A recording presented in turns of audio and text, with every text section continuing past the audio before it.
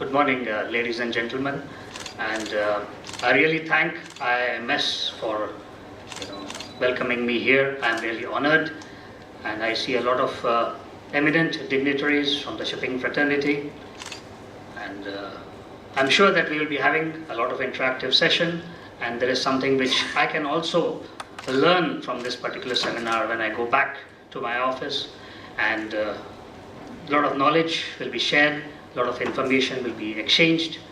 So without taking much time, I would like to start with my presentation today morning. This is regarding, as we see here, carriage of hazardous bulk cargoes.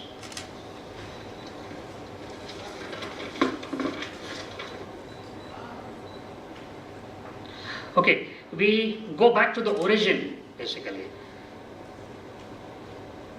The International Maritime Solid Bulk Cargoes Code, that is the IMSBC code as we all know about, is mandatory.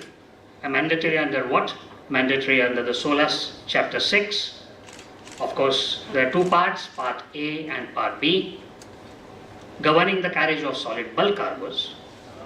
Secondly, in the same SOLAS Convention, Chapter 7, Part A1, that talks about carriage on dangerous goods in solid form in bulk.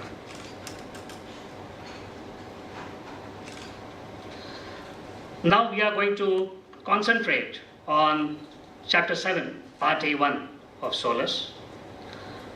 Here we see there are three groups. Group A, we all know, is the cargoes which may liquefy.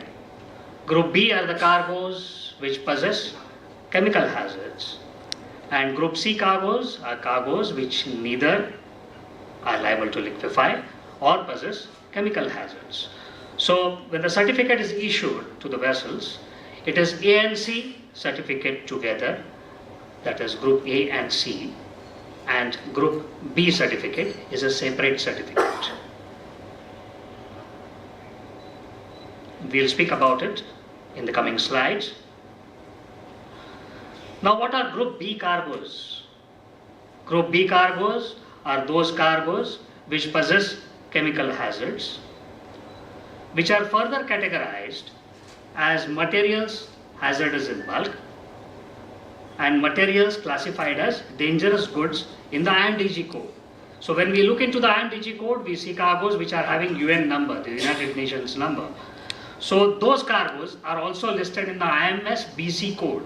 So what is the correlation between IMDG and IMSBC? The cargoes which are having UN number in the IMSBC code are the cargoes which are listed in the IMDG code. So they are the hazardous cargoes. Vessels carrying material hazardous in bulk cargoes, only MHB cargoes. We are talking about Group B cargoes right now. They are required to carry something called as a certificate of compliance. But those vessels which are carrying dangerous goods listed in the IMDG code are also required to carry, in addition to the certificate of compliance, something called as a document of compliance. Now, what is a document of compliance? A document of compliance is issued to the vessel.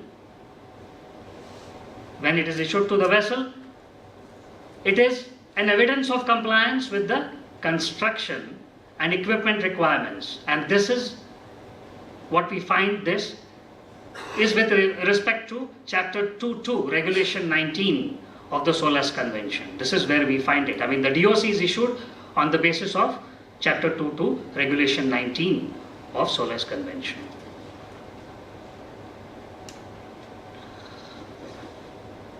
Now, vessels carrying solid bulk cargoes are required to be constructed as per Chapter 2.2 of SOLAS Convention. The vessel shall also be provided with a bulk cargo booklet, which is again as a Chapter 7.2 of SOLAS Convention. Now the question is, what is this bulk cargo booklet? Of course we are aware, but just to give little more information regarding the bulk cargo booklet.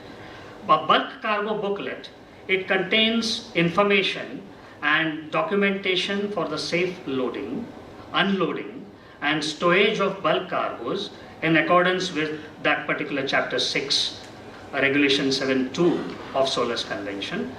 Now, the contents of this particular bulk cargo booklet are stability data for that ship as required by, again, Regulation 2.1, or rather Chapter 2.1, Regulation 22 of SOLAS Convention, the ballasting and deballasting rates and capacities, maximum allowable load per unit surface area in the cargo holds, general loading and unloading instructions with regards to the strength of the ship's structure, including any limitations on the most adverse operating conditions during loading, unloading, and ballast operations, and also during the ship's voyage. Any special restrictions, such as limitations on the most adverse operating conditions imposed by the flag administration or the recognized organization which is acting on behalf of the flag administration, where strength calculations are required, maximum permissible forces and moments on the ship's hull during loading, unloading, and during the voyage of that particular vessel.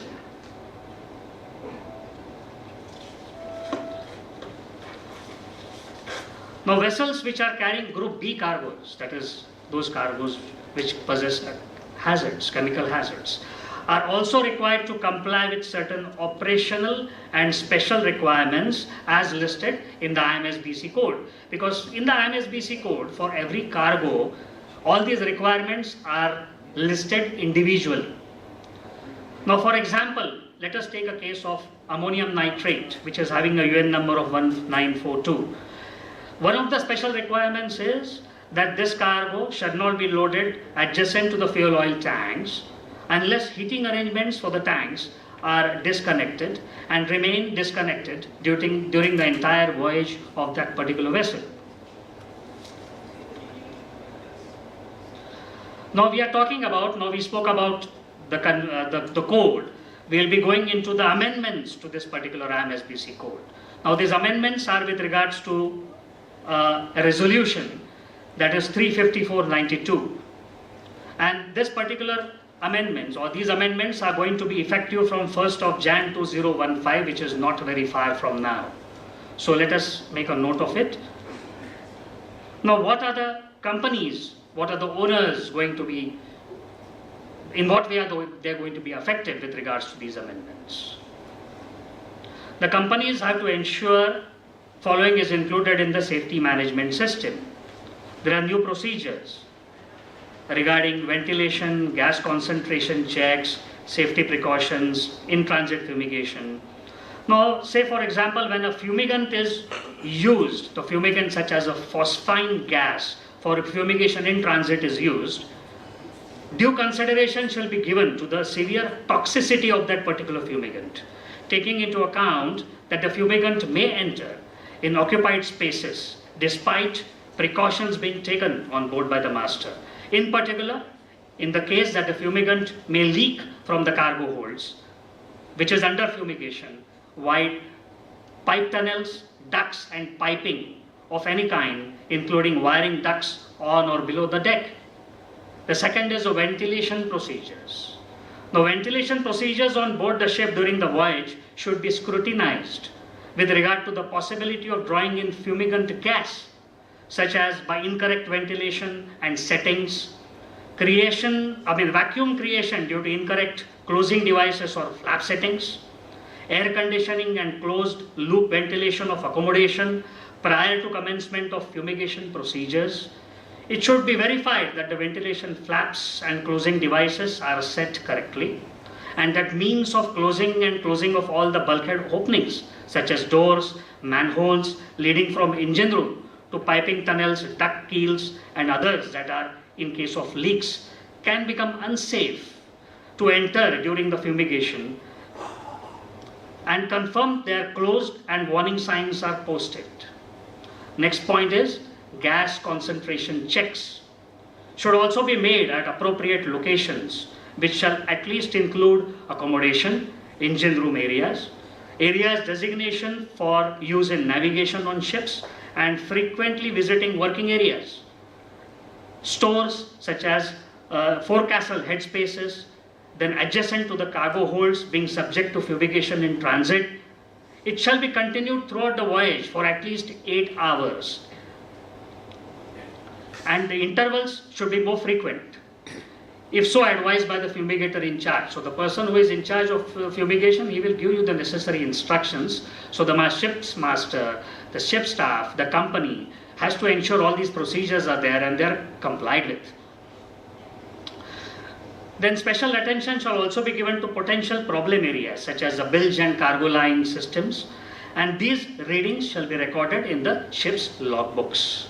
Now these are all the new requirements, so please make a note.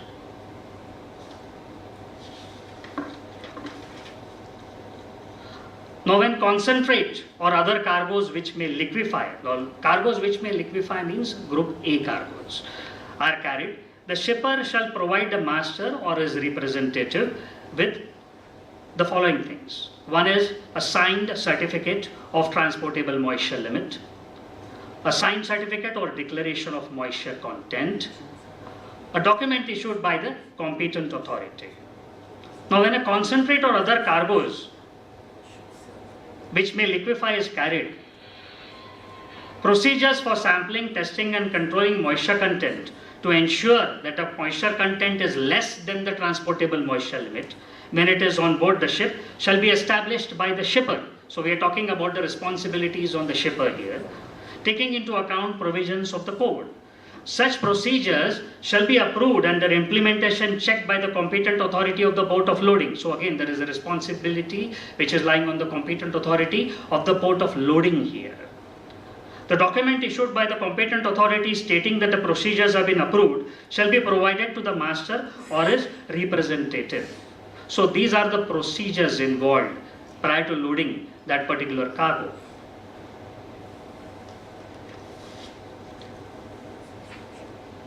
Now for concentrate or other cargoes which may liquefy, again that is group A cargoes, the shipper shall facilitate access to stockpiles for the purpose of inspection, for the purpose of sampling and subsequent testing by the ship's nominated representative.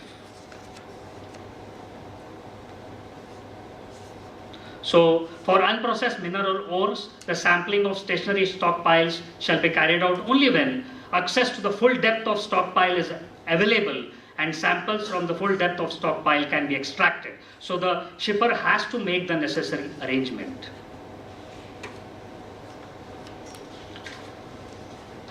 Now this is a requirement where we have all experienced that when cargo is loaded onto the ship from barges, the shipper shall include procedures to protect the cargo on the barges from the precipitation and water ingress. We all know what happens when there is a water ingress in the cargoes. We have seen a lot of loss of life, loss of ship, loss of cargo, so we don't need to really get into the nitty-gritties, but yes, we have, and of course, we have delegates from the administration. Captain Bandal is here. He's of course gone through a lot of investigations, and of course all our colleagues, dignitaries. Hazard classification for materials hazardous in bulk. You see, there are certain elaborations in the amendments to the code. Combustible solids. What are combustible solids? They are materials which possess chemical hazards or easily ignitable when transported in bulk. Self-heating solids. They are materials that self-heat when transported in bulk. Solids that evolve into flammable gases when wet. Now these are materials that emit flammable gases when in contact with water, when transported in bulk. Solids that evolve toxic gases when wet. Toxic solids. These are materials that have toxic hazards to humans in case of inhalation or when in contact with skin, when loaded, unloaded or transported in bulk.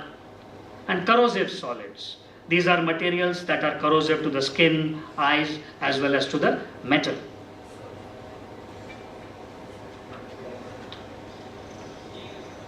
Now these are all existing cargoes in the IMSBC code, but for all these existing cargoes which are listed here, There are certain special requirements which have been enhanced, they have been added.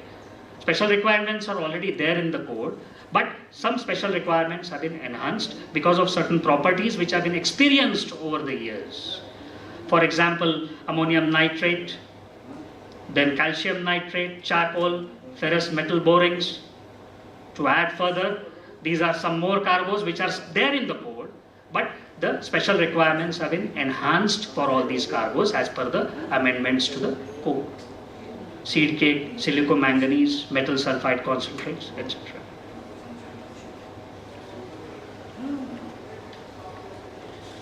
Now what the companies have to do? The companies have to ensure new special requirements are added in their safety management system based on the cargoes carried. Now here is one example. A cargo, in case if the shipper wants to carry ammonium nitrate based fertilizer with the UN number 2067 as listed in the IMDG code, the cargoes should not be stored immediately adjacent to any tank or double bottom of pipe containing heated fuel oil unless there are means to monitor and control the temperature so that it does not exceed 50 degrees Celsius. A specific requirement for this particular cargo. It can be a requirement also in some other cargo. Now again, we get into the amendments. There are some new cargoes which have been added in the amendments to the code. These are the cargoes: aluminium hydrate, clinker ash, coal tar pitch, solidified fuels recycled from paper and plastics, wood torrefied. They're all listed and they have their own special requirements, own carriage conditions. They have to be listed by the shipper, ensured that the master, the ship staff takes the necessary precautions prior carriage of those cargoes. What is to be done by the owners or the managers? The new requirement has to be brought to the notice of the ship staff.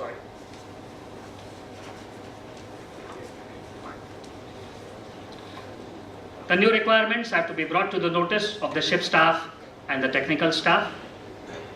Monitoring the new requirements are complied with and the relevant records as per the code are maintained.